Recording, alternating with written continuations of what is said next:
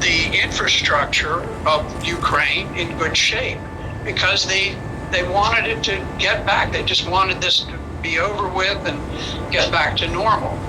It didn't work. The Ukrainians, the resistance was unexpectedly hard.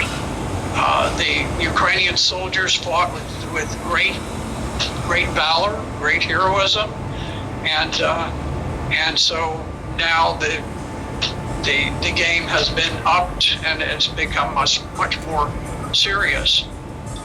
But it is amazing to look and to see that Russia dominates the air. They haven't knocked out the train systems. They haven't knocked out power plants.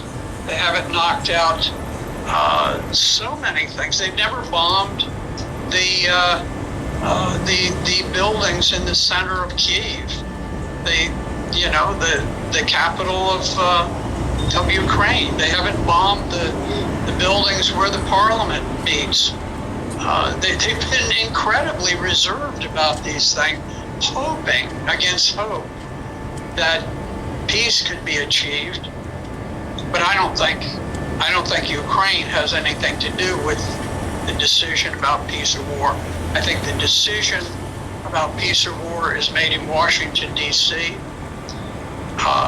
As long as we want the war to continue, we will fight that war using Ukrainians as proxies, and we will fight it to the last Ukrainian death. How do you project the potential of a war breaking out directly between the United States and Russia, and what would that be like? If God, who that is? I don't know who that was. If you go back to the First World War in 1914, you had the assassination of the Archduke of Austria-Hungary. He and his wife were killed. As a result of those two people being killed, you had a domino effect of all of these alliances and anger and media hysteria. And before it was over, I think it was 14 million people had been killed. It's always hard to get true numbers, but anyway, it was an enormous number of millions of people who died as a result of that. We need to recognize the risk of playing these games of chicken, where, for example, the Turkish armed forces, or the Turkish media, just published an article saying that they're at Mariupol, where there was a great siege that the Russians ultimately won. The one area they haven't taken over is this tremendous steel plant. There are a lot of Ukrainian soldiers who are holed up there, and now it has come to light that apparently there are 50 French senior officers who are trapped in that steel plant along with the Ukrainians. The French soldiers have been on the ground fighting, directing the battle, and this was kept under wraps, ultra secret, because of the French elections that just occurred. Had the French people known that there were a large number of French officers trapped and probably going to die in that steel plant, the elections would have gone the other way. Marine Le Pen would have won, and so it was very important that for the entire deep state that it not come to light that these French officers were there. We know. I wanted y'all to hear that. They got French officers that was in Ukraine, right, fighting, and the French is what? Part of NATO. See that? I want y'all to hear that. Now, Russia is bombing railroads that got military hardware to supply the soldiers that's in Ukraine. They are bombing that, right? They are bombing that. But I want y'all to hear that concerning the French, what he said about the French. Now I'm gonna take y'all somewhere else. Now this concerning, he's answering a question concerning nuclear war, okay? So I'm gonna take y'all here.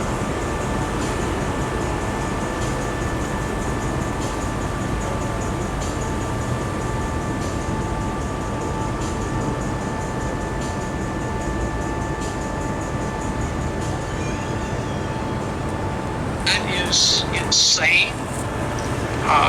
I think it's important that people begin to discuss what a thermonuclear war would mean.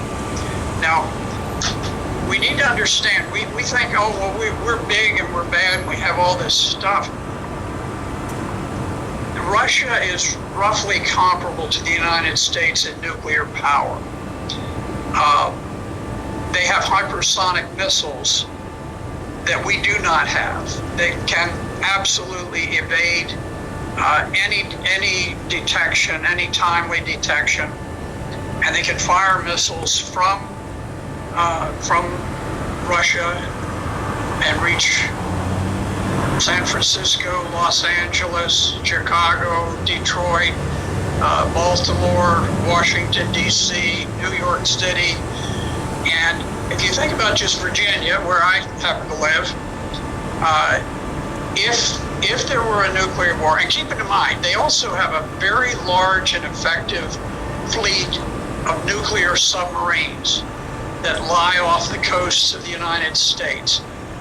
They have a great number of nuclear-tipped missiles, and they can evade any defenses we have. So just in Virginia, if you look at it, all of Northern Virginia would be essentially annihilated. There would hardly be any human life remaining in Loudoun County, Prince William County, Fairfax County, Arlington, Alexandria. The Pentagon lies in Arlington County.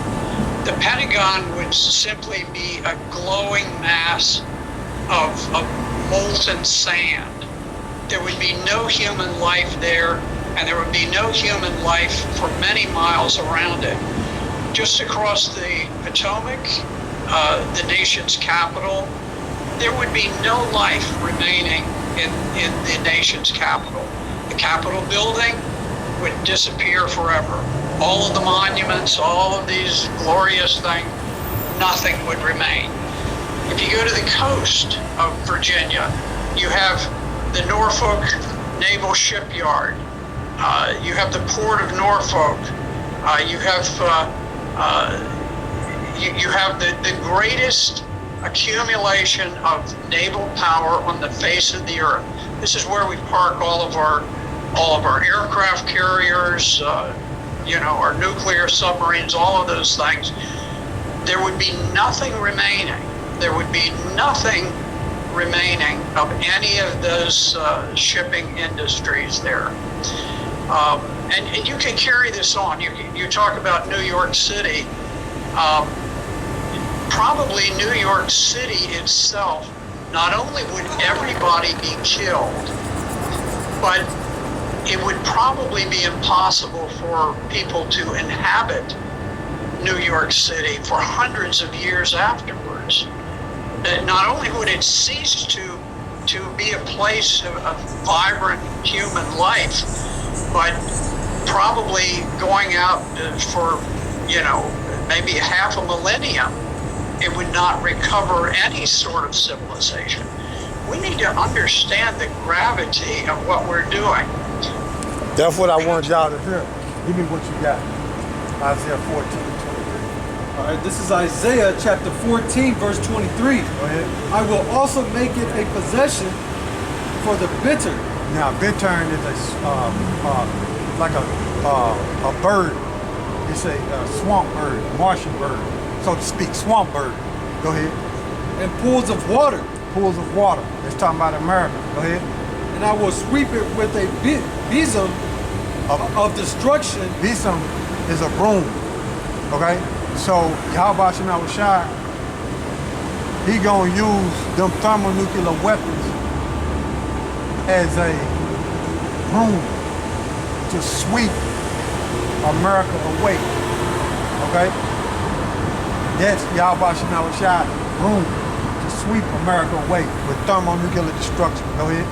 Said Yahawah by Shem Yahushai of hosts. There you go. And when you read up, he gonna do it so Esau Edom, him and his children will never rise and possess anything anymore as far as rulership. Okay? Give me what you got. Next one. This is the book of Psalms, chapter 37, verse 36. Go ahead. Yet he passeth away, and lo, he was not. Yeah, I sought him, but he could not be found. So eventually Esau Edom rulership on the earth is not gonna be found, man. You see, that's the future, man. Esau Edom being a ruler on the earth, you're not gonna be able to find it no more, man. That's what's coming to the devil, man. Okay? That's what's coming. Read it again. This is Psalms chapter 37, verse 36. Yet he passed away, and lo, he was not. Yeah, I sought him, but he could not be found. And also, after he served his 1,000 years of slavery, they're gonna be wiped out as a nation, pursuant to Obadiah, the 18th verse. So it's on down. So there you go. So we're gonna face it easy. I'd like to give all praises to Yahawah, Ba'ashem, Yahawashi, Ba'ashem, Rahakadash. Double honors to the elder apostle GMS, who ruled well. Salute you brothers that's pushing this word. And truth, sincerity, strength, by Yahweh Shema Shai. And shalom to you brothers and sisters growing in trust and spirit by Yahweh Shema Shai. Shalom to you too. So with that, Mawafla Babylon, Mawafla Babylon, Mawafla Babylon, Mawafla Babylon, and Mawafla 2/3. Shalom, stay strong, search the scriptures, and pray for deliverance. I wish we'd get off this and really focus on the enemy. I know there's a lot of politics here, but we're at war. We need to produce energy. As I told you, Coke Point is now sending 80%, reversing Asia supply to European supply because they need it because we're at war. If there are other players in this that want to actually escalate this rather than come to some sort of conclusion that's not great, but is better than, the alternative. I don't think the Americans, if you're talking about the Americans, have a desire to escalate this conflict. I think what they have a desire to do is to support Ukraine, to prevent Putin from dominating the whole of Ukraine or even any part of Ukraine. But not only for that reason, also because if Putin is successful in Ukraine in any way, then that makes him even more dangerous as long as he stays in the Kremlin and threatens other Eastern European countries, including other NATO countries. So I think it's quite important that happens. I don't agree with people like President Macron who says, let's give Putin a face-saving way out of this and give him a chunk of Ukraine. Well, would he give him a chunk of France if it was not? It's happened in the past. Well, Is Putin mad? I wouldn't have said he's mad. No, I think he's got a very different perspective on life from us. But I wouldn't say he's clinically insane. I think what he wants is to give himself the legacy of restoring Russian glory, the Tsarist glory, really, rather than the USSR. And that means taking large areas and dominating large areas of Eastern Europe, and in particular also shoving back at NATO and doing his best to neutralize NATO. And I think he's going to be quite successful at achieving that. If he takes part of Ukraine, will that be enough, or is he going to go further, go after Finland? There's all sorts of talk about what his ambitions are in that region. I don't think that'll be enough for him. I think probably Eastern Ukraine and the whole of the coast of Ukraine is probably what he wants out of Ukraine initially. But he may want more, and certainly I think he will want more elsewhere. And he's said the Baltic states are illegitimate as Ukraine is legitimate, and I think he'll probably push for some kind of aggression there if he has the chance. And this obviously threatens NATO and really threatens the prospect of nuclear war. And therefore, my view is that NATO's number one priority should be to get rid of Putin. And I'm not suggesting that NATO forces or agents deliberately assassinate Putin, but I think they should do all they can to support resistance. Isn't a regime change a very risky strategy? We've seen what's happened in Libya, we've seen what's happened in the Middle East, and it doesn't often work out the way you intend. I mean, the next Putin could be even worse than this one. Agreed, and that's always a risk, but we know what we've got now, and it's extremely dangerous. So I think we should be working to identify, and I hope we are doing this, to identify a much better successor to Putin, and then doing what we can to support the Russians in bringing that about. I don't think we should be directly bringing him down. But then doesn't this create it legitimizes in a weird sort of way Putin's standing in the eyes of the Russian people? Because if his whole narrative is, fear of encirclement, the West is against us, then you get Finland joining NATO, and he's saying, well, look at this, I'm right. And, weirdly, support for Putin goes up in Russia, even as in the West, we all look at this guy as this terrible monster. I'm sure that's right, but what's the alternative? The alternative is to put our hands up and accept that he is the aggressor he is, and let him get away with it. I mean, he knows, Putin knows, and I'm sure many of the Russian, if not most of the Russian people know, that NATO, whether Finland and Sweden are in it or not, presents no threat to Russia. He knows that. He doesn't think NATO is an aggressive alliance. NATO is a defensive alliance, and he knows it. He just wants to get rid of them and to expand his influence. And I'm sure many people in Russia think that, but you're right, it is a real risk. So on the NATO question, just quickly tell us your thoughts on NATO. I know you think they're probably a lot weaker than we're led to believe. But also, then tell us about the Middle East. You're an expert on the Middle East. You've served. You know it all. These links, what's happening? We're viewing it very much from the European point of view. But what is the Middle East? Syria, Russia, Iran, Israel? How are they viewing this conflict? Yeah, I've often been called a know-it-all. I'm used to it. First of all, NATO. I think NATO is a very weak alliance, and I don't mean necessarily military. Although militarily it is weak, but politically it's very weak. And although people say, the first Russian toe cap on NATO soil, that'll be huge consequences for Putin. I don't believe that. I think he will be able to put a toe cap, or more than a toe cap, into, say, the Baltic states. And NATO will not militarily react to that. For the same reason as they're saying they're not directly reacting to Ukraine, because they're terrified of Putin's nuclear deterrent or aggression, whatever. So I think that's the reality of NATO. I'm sorry to say that, and I hope it's not true, but I believe it. In terms of the Middle East, I think that very clearly countries like Iran, there aren't many countries like Iran, but I think Iran... Thank God for that. Thank God, yeah. Iran, as they looked at Afghanistan and saw the weakness of the West in Afghanistan, as did Putin, I think they are looking at this situation and they are seeing also the weakness of NATO. And but NATO, it's not just the weakness of NATO. I mean, you have a guy in the White House right now who is, by all accounts, essentially senescent. Now, whether that's, to the degree to which that's true or not, it's not cutting a very prepossessing figure, shall we say, on the world stage. Aren't all of these dictators, the Putins, the Iranians, all going to be making as big a run as they can between now and, say, 2024? China. Absolutely. And when I say the weakness of NATO, the US is NATO. Right, that's what I mean. The British Defence Minister says when the US decided to withdraw from Afghanistan, he asked all NATO members to retain a presence in Afghanistan after the US left. Not one NATO country agreed to do that, which shows NATO is a paper tiger. But